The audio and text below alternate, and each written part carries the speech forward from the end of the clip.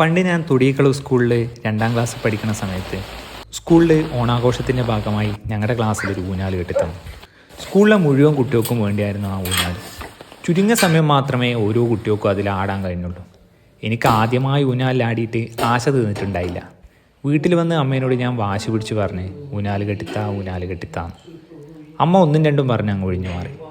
അന്ന് തറവാട് വീട്ടിൽ ഉച്ച സമയത്ത് ഊണെല്ലാം കഴിഞ്ഞാൽ എല്ലാവരും കൂടി, അതായത് അമ്മ, അമ്മമ്മ, വല്യമ്മ, അമ്മായിമാർ തുടങ്ങിയ സ്ത്രീജനങ്ങൾ വിശ്രമിക്കാനും മറ്റുമായി വീടിൻ്റെ മുൻവശത്തെ ഇറയത്ത് ഇരിക്കുന്ന ഒരു പതിവുണ്ട്.